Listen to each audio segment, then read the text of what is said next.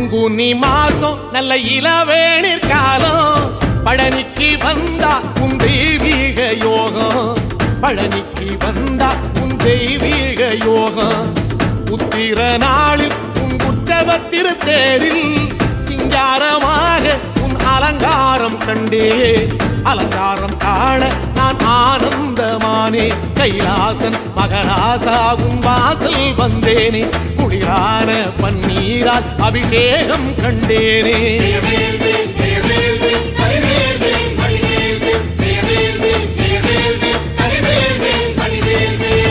தென்பழனி தேடி உன் தென்பழனி தேடி